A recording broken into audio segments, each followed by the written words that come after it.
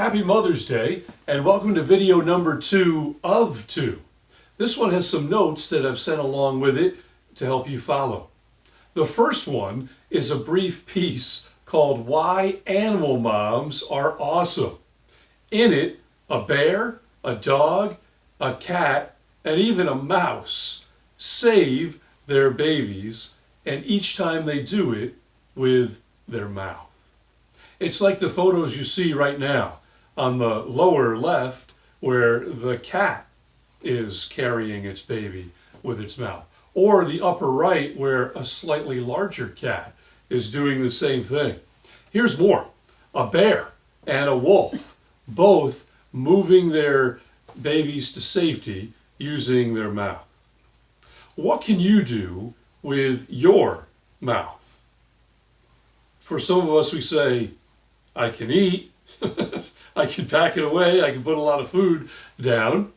Have you ever seen those competitive eaters like Kobayashi and Joey Chestnut in a hot dog eating contest? Wow, they can do a lot with their mouths. Or you may remember the game Chubby Bunny, where you take a marshmallow and one at a time you put it in your mouth and say the phrase Chubby Bunny until you can't say it anymore and you count how many marshmallows you can do. So we can eat with our mouths. We can blab. We can talk and talk and talk some more. Some mouths come with a motor. We can do that. So we can eat and we can blab, and some of us can do both at the same time, which reminds us of those words, didn't your mother ever tell you? Don't talk with your mouth full. Well, we all can do all of that and all too well. But we'll do well to do more. And this is especially true for moms. What can you do with your mouth? Some can do impressive things, like make music, whistling, or singing. Some talented instrumentalists have even learned to play their instrument with their teeth. Very impressive.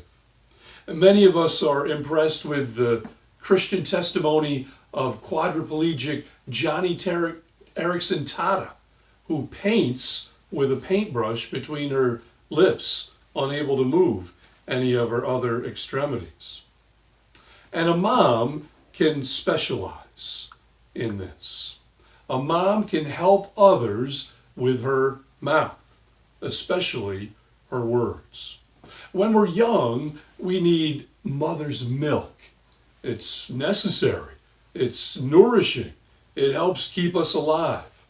And then all through life, we can benefit from mother's mouth, from the words that she says or doesn't say, and the way that she shares them. All through your life, you can benefit a lot from mother's mouth. Today, we go to Proverbs 31:26, our Mother's Day verse. Chapter 31 is the final chapter in this book of Proverbs, a book that emphasizes wisdom, talks about it at length, what it is, what it's worth, what it does, and what it doesn't do. And then when we come to this final chapter, we reach the grand finale. And Solomon, the author of Proverbs, says wisdom looks best, that you'll see it in its finest expression in a person when it's lived out, and particularly when that person is a woman, a wife and mother in this particular chapter. Proverbs 31 and its personification of wisdom follows the rest of the chapter like a bride on her wedding day compared to that dress every other day. All the other days, the dress is on a hanger, perhaps displayed in a window, and it looks beautiful, but it goes to a whole higher level when a bride wears it. And Proverbs says that wisdom is like that. Wisdom itself is great to describe and to seek and to obtain, but it looks better, yes, it looks best when it's lived out in a person, especially a mother. And so these final verses in Proverbs 31 describe that, including this one about a mother's words. Proverbs 31:26. She opens her mouth with wisdom, and on her tongue is the law of kindness. A mother's mouth makes a major difference. It also makes for a pretty good tongue twister. But a mother's mouth makes a major difference. And we find this to be true either way, for better or for worse. A mother's mouth can make a major improvement in your life if she has words of wisdom, and if she shares those and she times them just right, you can be so much better off. But it also works the other way. A mother's words, or lack of words, or poor choice of words, or rough timing with words, it can make us worse off. Either way, it's a big deal. But we go so far as to realize this: it can save your life. Just like the animal moms pick up their cubs or children and move them to safety with their mouth, well, a mother's words can save a life. Whether it's a shouted warning or just a whispered word of encouragement, it can be life-saving and life-giving. And a mother's mouth can make a major difference. And so our verse, Proverbs 31:26, sets two goals for your words, two traits that you want to have be true of your words. Words can be a work of art. Like a sculptor, you want to shape them, chiseling away at the side and the top and the bottom what shouldn't be there, and shaping together, forming and fashioning it so it looks just right.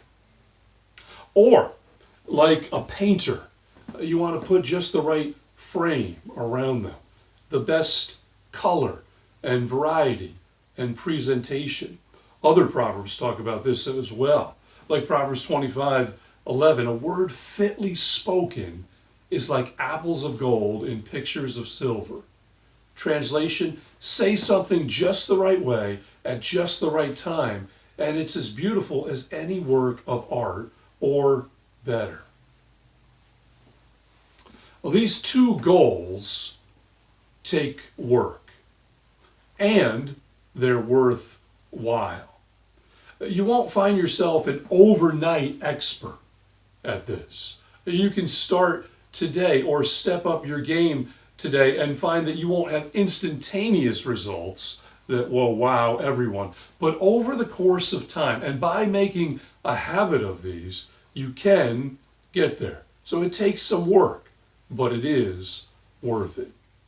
Also, these two goals each stem from a Hebrew word that introduces, in some ways, a brand new concept, a foreign concept that we don't exactly translate into our language, a dazzling concept of putting something in front of you to make you say, I want that, and then to chase that, and hopefully eventually obtain that.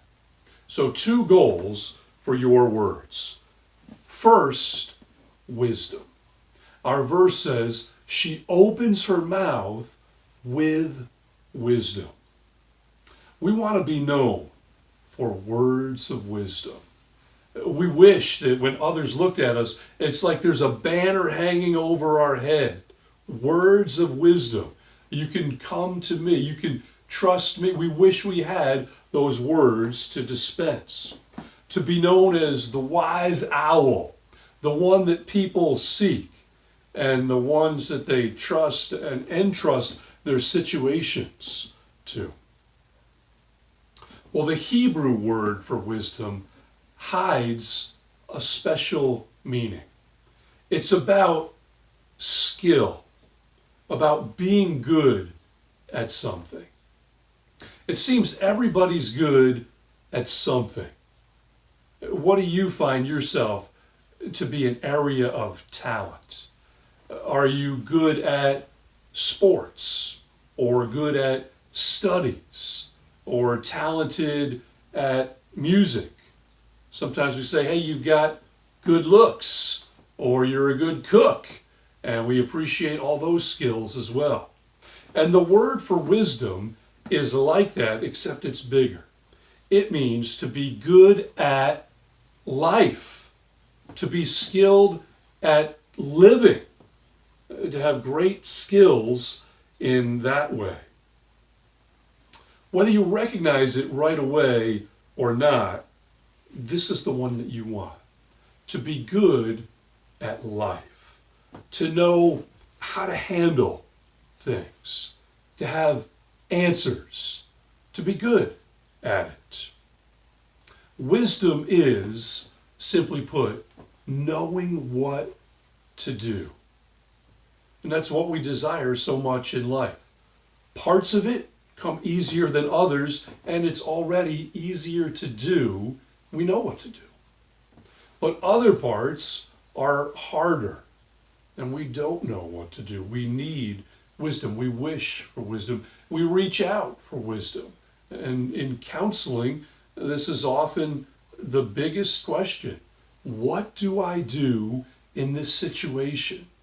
I'm not sure which path is best. I'm not even sure one is good. And we seek that. That's wisdom. Think of it the other way. What is it like to not have wisdom? Like, here's the situation, here's you. Do you know what to do? Can you step right up and act? Or do you take a different path? See if you can sense yourself on this little list. When you get into a situation, sometimes you don't know what to do, and so you freeze in fear. You find yourself just frozen, not sure what to do, and so you don't do anything, and the fear creeps in and just about takes over. Maybe you freeze in fear. Or maybe you palpitate in panic. You don't know what to do, and it drives you crazy, and you're on edge, and you're moving around a lot, and you're making some decisions, but you're not sure they're right, and maybe you later come to regret. You just kind of palpitate in panic. Or you might act in anger. You might act out. You might overreach. You might go too far and do some damage to those around you, and perhaps even to yourself, certainly to your own reputation. Or do you kind of drown in despair? The problems are piling up and you're falling down and feel like you're going to drown. Or maybe you just sit in shock. It takes a while for it to sink in what's even happened here, much less what do you do about it next. Or you just hold your head in your hands, not knowing what to do. That's why wisdom is so valuable. It really is the greatest gem, the desirable commodity. And Solomon, the author of this book, when offered anything, asked for this. 1 Kings 3 and 2 Chronicles 1 both record the story. God said, ask what you want me to give you. And Solomon said, wisdom. It kind of showed that he already had some, in that he wanted more. And Solomon, when he wrote this book, held it up as the finest gem. He said, chase it, prize it, get it. Give all you've got to get wisdom in your life. And early in the book, in chapter 4, and verse 3, he hints at how it started. And here in the final chapter, chapter 31, verse 1, he tells us where he got the whole idea. His mom. In some ways, this chapter is a tribute to his mom. She turned him on to the idea of wisdom, and she evidenced it and lived it out in her life. And toward the end of the Bible, we learn where we can get it. There's this great verse, James 1:5. If any of you lacks wisdom, let him ask of God, and he will give it. It's a great promise. Let him ask of God. Jesus, of course, worded it this way: ask, and you shall receive. Seek, and you will find. Knock, and it will be opened to you. It's 3 steps, and it's a progression, each having more effort. And the idea is go after it with all you've got. The Lord has set up this world so that it rewards honest, sincere effort. He comes through and he gives you wisdom when you seek it. So this is our first quality, our first goal of what we want to be true of our words. Let's take a moment to ask ourselves the question: are my words wise? It's much more than just the words. It's the when. There's timing involved. Solomon, in the next book of the Bible, Ecclesiastes 3:7, words it this way: there's a time to be silent and a time to speak. And it takes wisdom to know which is which. And as a mom, you think through this. When do I answer a question? When do I pose a solution? When do I give my advice? We get excited when we have an answer and want to share it. We get nervous when we see others in danger and know we can help them. But still, there's a time to be silent and a time to speak. When invited, then we know it's a good time. And sometimes when not invited, when we know it's needed. And when it's needed and when it won't be wasted. Jesus also spoke about wasted words, not putting our pearls before swine, not wasting our words. So the when is important. The which is important. By that I mean which words. Of all the things I could say, what will I say? So often conversations, particularly higher pressured conversations, are a matter of this is what I want to say, like this much. This is what I'm able to say, or to get through to the other person. How do I carve all of this down to this, and which words do I say? So there's the when and the which, and there's certainly the why, the motive behind our statements. Sometimes people will say great things, but those words, as Scripture says, fall to the ground. They don't really land in the best place. And part of the reason is you're right, you're true, but nobody wants to hear it because the why is clearly you want to be heard. And that's about it. Or you want to be respected. And that's the main reason that you're saying it. But this also works positively. If you want to say it to be helpful, well, those words usually don't go unheard. Or if you want to say it to be respectable or respectful, rather than just to be respected, those tend to go a long ways. So there's so much more than just the words. There's the when and the which and the why. There's even the where. This thing that I want to say that I'm so sure that I should, do I do it in public or do I do it in private? Do I do it around a group or do I do it with simply one person? It takes wisdom to know. The when is important. And especially the how. How do I say this? At what volume do I say this? Sometimes being loud is necessary because of a certain danger. Other times it works against what you're saying. Sometimes it's the spirit that means the most. The other person can read you and know if you're coming across sincerely or for the wrong reason or what it might be. Are my words wise? Do they empower? Do they encourage? Do they enlist? Do they bring people over to the Lord's side and raise them up to something God would have for them to do? Let's turn it around. Think of a time when someone's words inspired you, that you were not going to do something, and they got you to do it. Or when someone's words convinced you. You were long on the other side of an issue, but somehow somebody convinced you, and in that rare moment they changed your mind. Or simply think of a time when someone's words helped you, that all they did was speak, but you went away saying, boy, that really helped. That made a difference. That was an A-plus thing. Well, think of those times and then do that. Do what works so well with you or for you, and you can have words of wisdom. That's a great goal.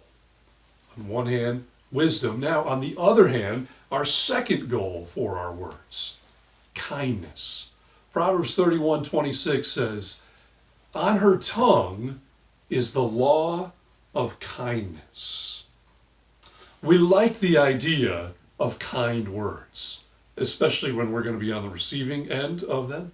But using the golden rule, we understand the importance of being on the giving end of them too.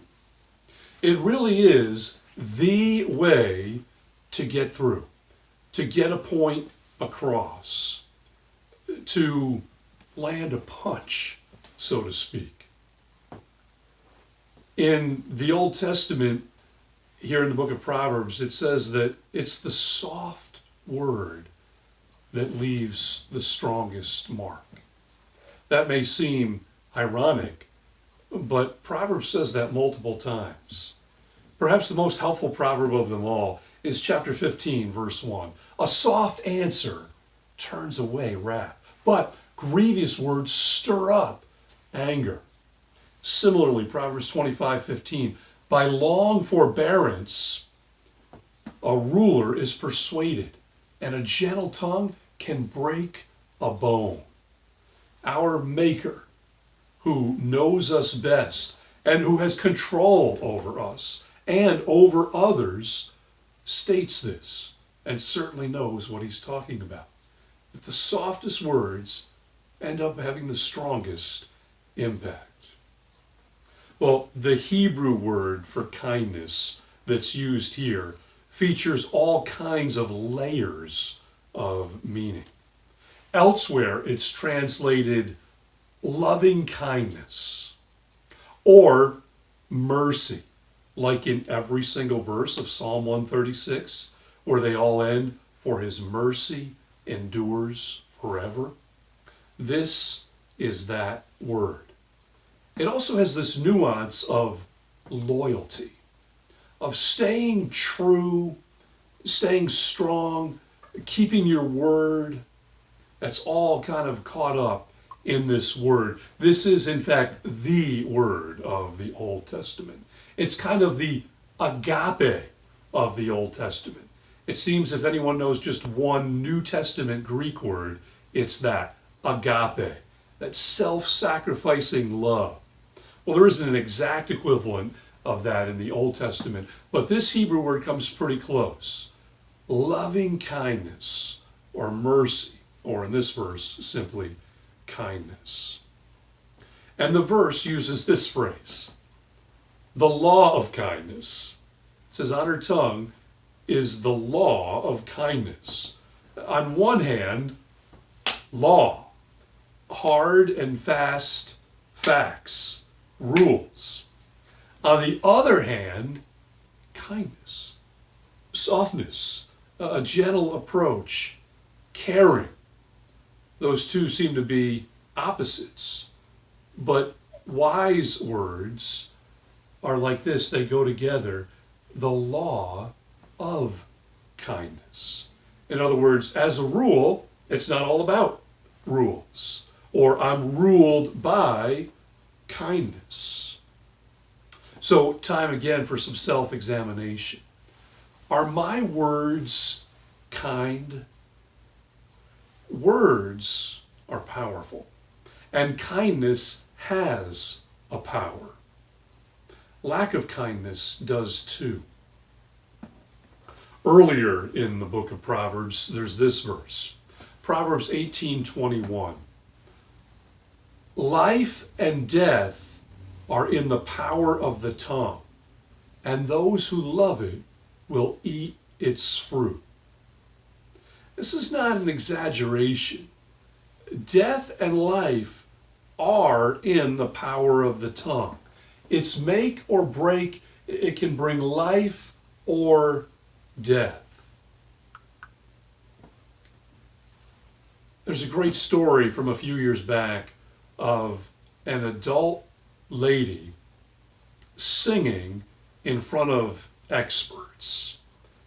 And she quickly became the undiscovered vocalist.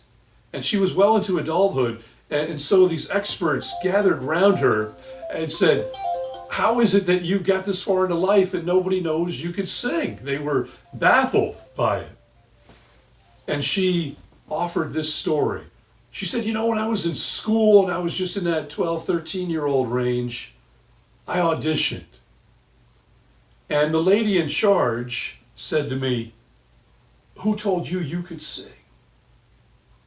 And she said, those 6 words have sat in my mind and lodged in my soul ever since.